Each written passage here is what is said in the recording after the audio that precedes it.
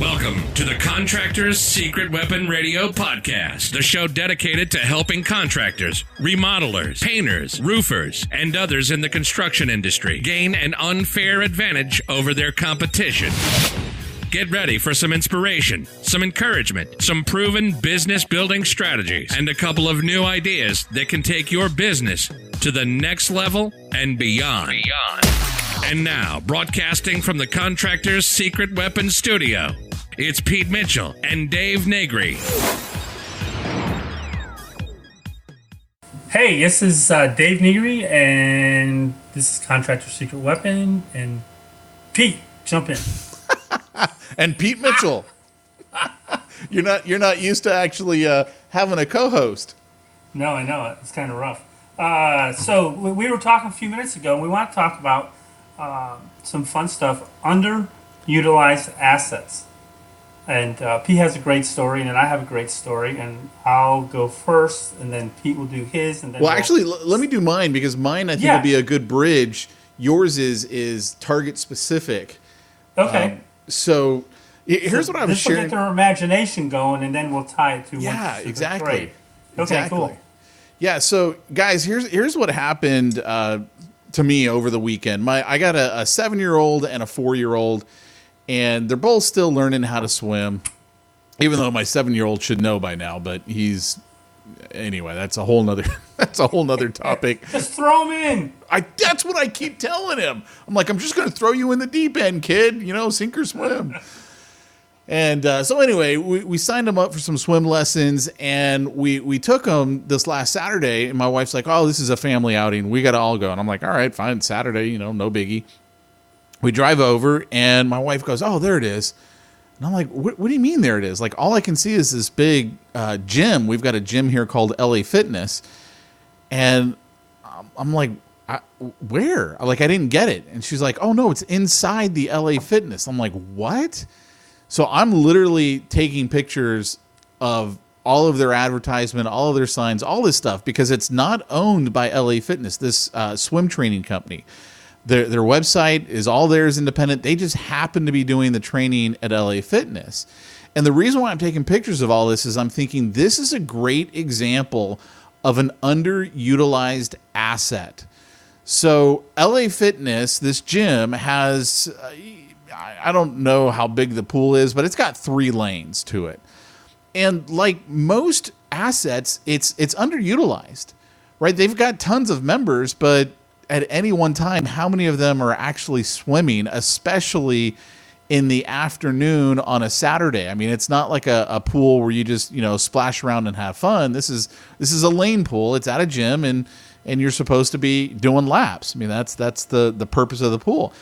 And I'm looking at all this going, okay, you've got an underutilized asset that you could make additional revenue off of, and they've rented a lane to this company that teaches kids and adults how to swim. And so for them, they don't have their own facility. They've got none of the overhead of their own facility, none of the overhead of having their own pool, none of the overhead of anything other than advertising, which my guess is they probably don't do any advertising, like most businesses, Dave. It's probably pretty awful. Who knows how my wife even found. Bring your brother's friend. Exactly, yeah. They'll go proudly. They'll be, it's word of mouth, as if they in any way control the word of mouth at all that's going on. So, but for them, they get to utilize this facility. They're renting one of the lanes, so one of the lanes is shut down and is specifically for this this swim school.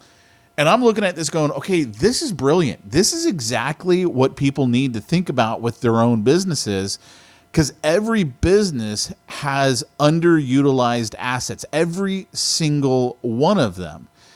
And when we were talking about that, I shared that story with you, and then that triggered a thought for you, which I thought tied in directly with contractors.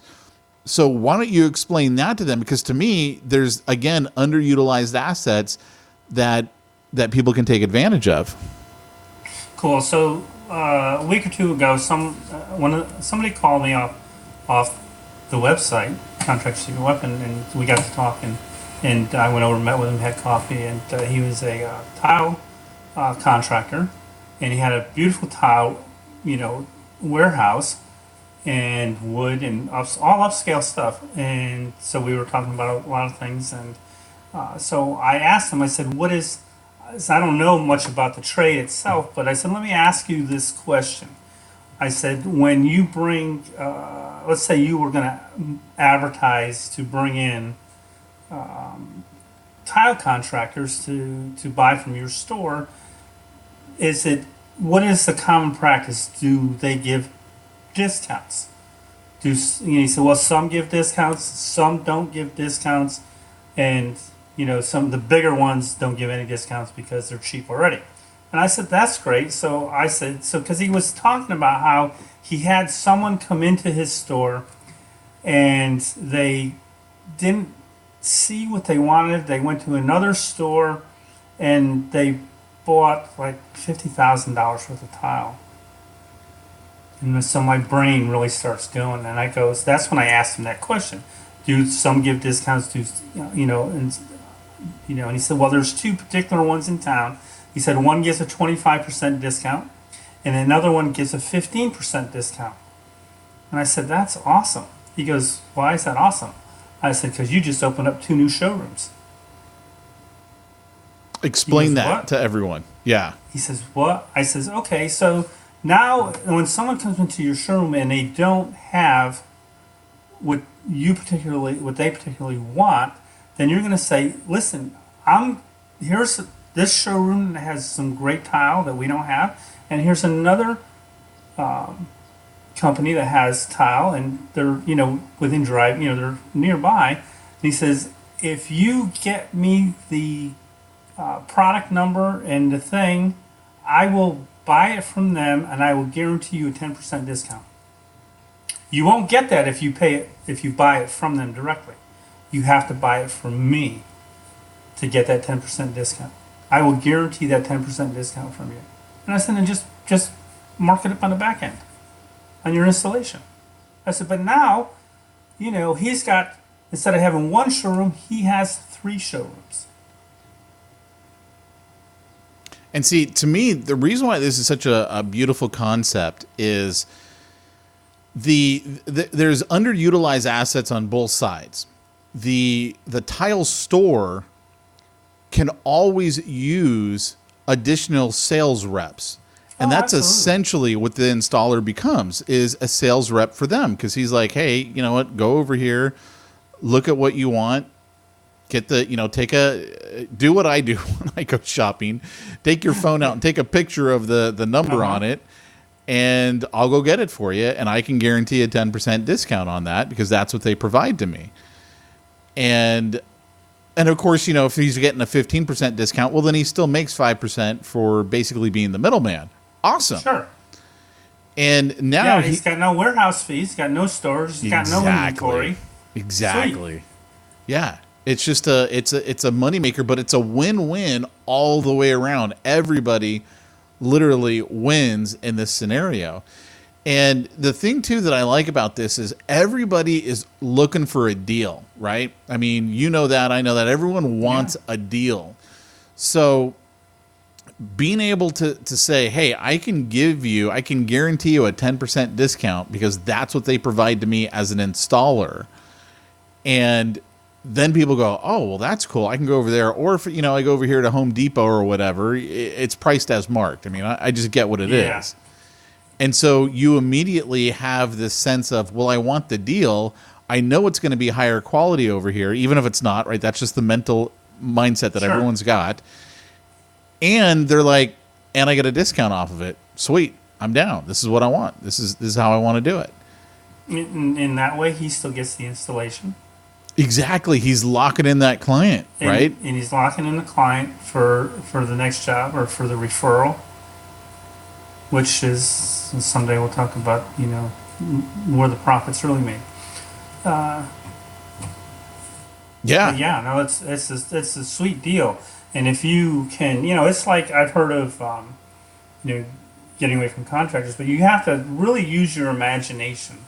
And it's really not that hard. If you see something that's not that you don't have full capacity of, you might be able to rent it out to somebody or lease it out or whatever the case may be. Because I remember, there were reading of dry cleaners that would rent their stores out after hours to other dry cleaners who didn't have their clients. They would have a delivery business or something like that.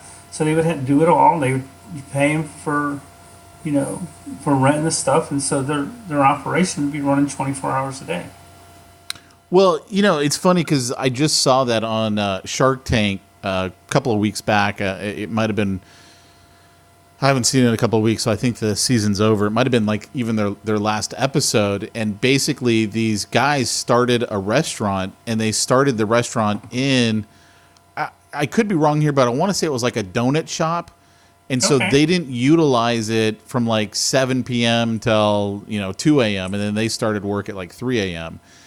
And so that's where they started it, was when that shop was otherwise closed. So they had no expense for setting up a shop, for getting all the cooking equipment, for keeping everything compliant, for dealing with the health department. They didn't have to do any of that because they were using someone else's kitchen. And that guy who owned the kitchen, well, it was just going to sit there as an unutilized asset anyway. So I love this concept. In fact, there is a car wash near my house. Every time I go to it, man, I just shake my head, and I think there's so much potential here. In that, first time I went there, I walk in. It's a pretty big. It's in a strip center mall in Long Beach, and I walk in. There is a checkout counter, whatever you want to call it, right in the middle of this really big room. I mean, really big room. Got to at least be 12 to 1,500 square feet, maybe even as much as 2,000. It's huge. And there's literally nothing else in the rest of the facility. You're kidding me. No, there's a checkout right in the middle, nothing else, completely blank. So you can tell what's happened is originally, when they started the car wash, they were probably selling all kinds of tchotchkes and crap that everyone else sells at the car wash, thinking, oh, this is what people will want. But no one actually wants any of that stuff. And so eventually, over the years, they got rid of it. And so now it's just, I think they put in a couple of chairs and like a really beat up kids' play area. And that's it. And I look at that and I think to myself, okay, you've got an underutilized asset here. Okay, you can't make money selling the tchotchke stuff, but why couldn't you rent out desk space? So let's say you're the tile guy. Why couldn't you go, okay, what, the busiest times of the week are, Saturdays, Sundays. So I'm going to set up a kiosk here. I'm going to have some sample tile equipment. Who comes and gets their car washed? It's people who have nice cars, right? If you've got a beat up car and it's a rental, you don't get it washed, right? So they're car owners, or at least they have leases, and they're nice vehicles, typically speaking. Well, that's like the guy that opened, that real estate agent who opened up his office in a Bentley dealership. Oh, did he really? I didn't hear about that one. Yeah. Sweet deal, Yeah, Why ideal not? client right there. Yeah. And I mean, so you could have a tile guy in there. You could have, I would get the State Farm or Allstate guy, the car insurance guy. Yeah, absolutely. I would get the mortgage guy, the real estate guy. If I owned that facility, or even if I wanted to make money, like if I wanted the headache, I could easily go to the owner of that facility and say, hey, look, let me work out this deal. I'm going to go find all these people. All you got to do is sit back and get paid.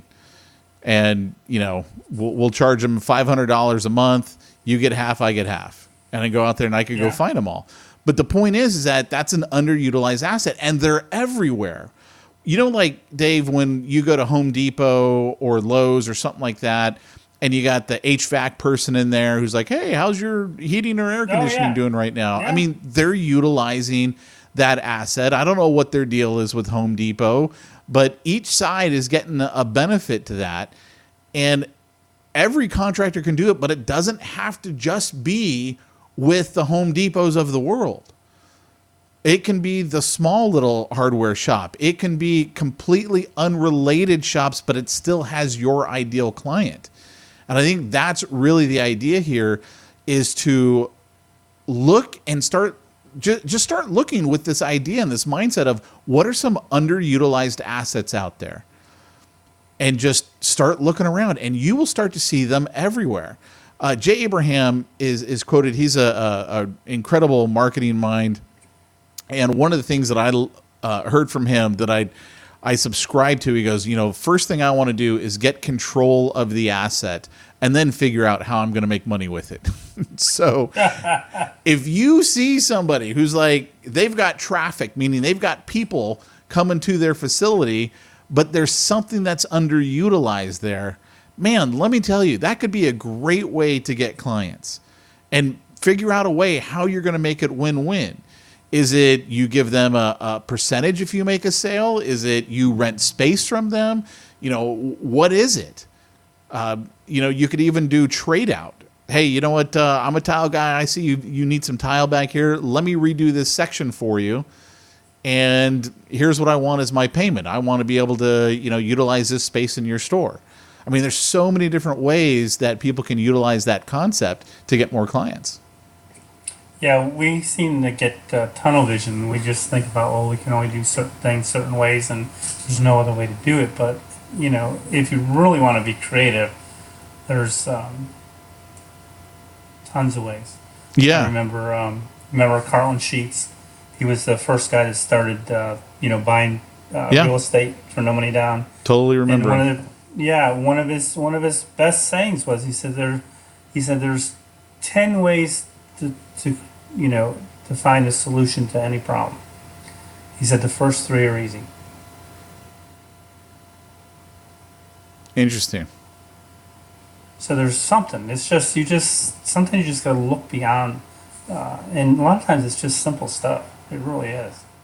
Yeah, guys, here's the concept that I try to drill into all of my clients, everybody that I train on doing marketing for businesses. There are 5 groups that you can target to get more business.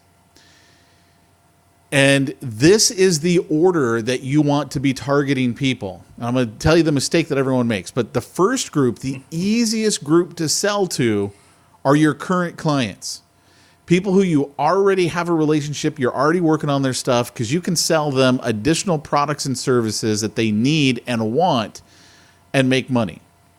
The second group are your past clients. These are people who you've done business with. They like you. They trust you. They know you. They have additional work that they want done. The third group are your prospects. These are people who know of you but haven't yet had the opportunity to do business with you.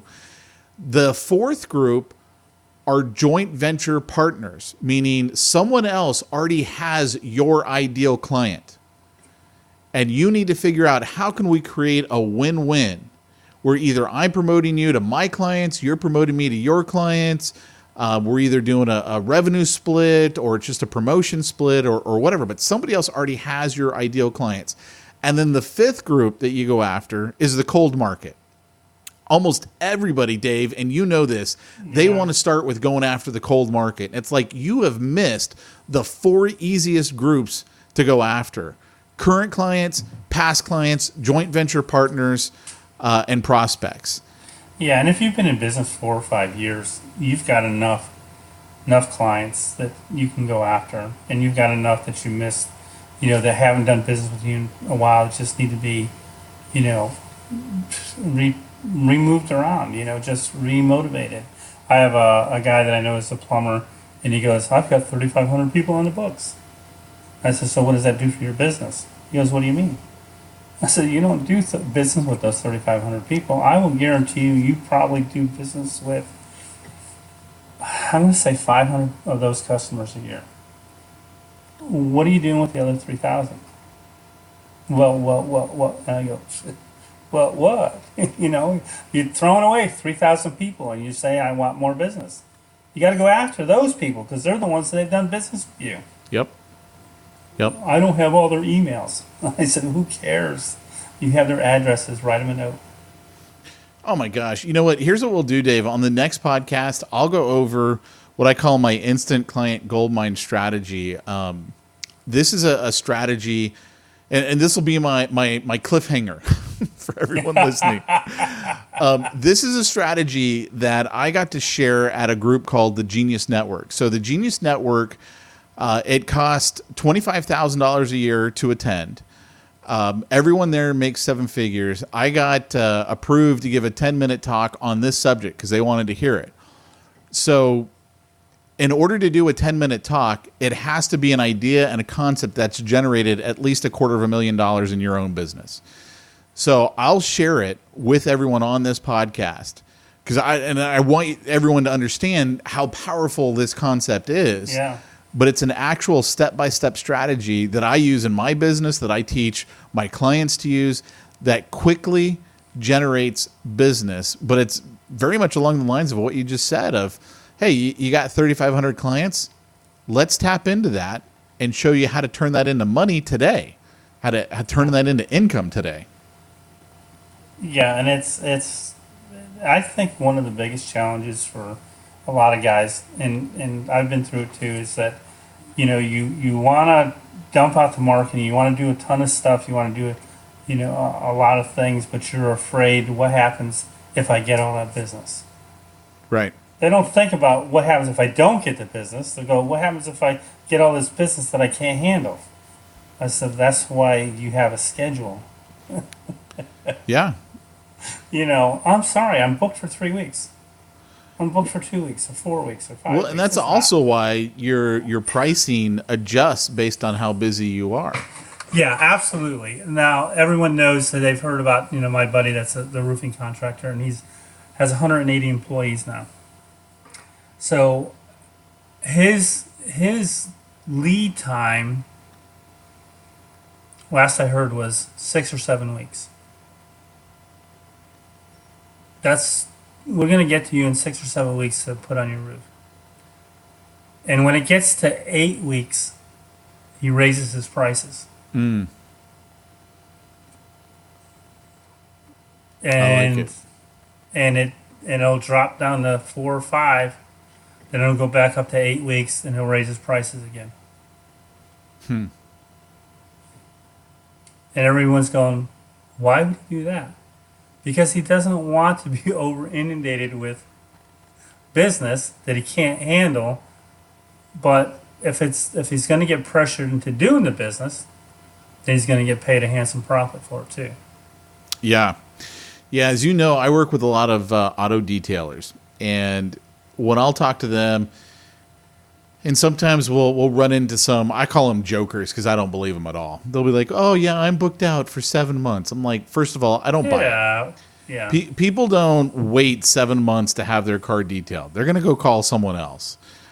Secondly, if you really are booked out that far, then there's something wrong with your price here, because you should not be at the same price 7 months from now as you are today. Like, if you basically are booked out more than about, in the detailing world, more than 2.5 weeks, raise your price, right? I mean, raise it, and that's going to thin out the people who come to you. But the people who come to you, one, you're going to be making more money, and two, they are going to be much better clients.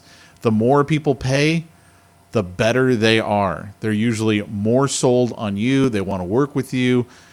This whole idea, Dave, I have no idea where it came from, where we want to be the low price leader. And I mean, those are the worst clients in the world to work with. They're not fun.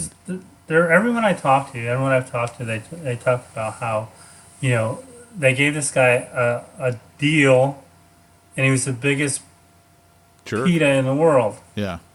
And I said, yeah, that's why we don't do discounts. Yep. That's it. I don't want to do business with you if you have to. No. Yeah. And I love the guys that say, well, I've got 10 houses. If you give me a deal on the first one, I'll let you have the rest of the 10. And I go, you're going to pay full price on the first house. And if you're any good, then I'll give you a discount. I don't know if I want to work with you. Yep. Sort of offends them. Life's too short to be chasing money. Yeah, and it's okay too. It's okay because again, if all they're doing is looking for the deal, it's generally not the person you want to be working with.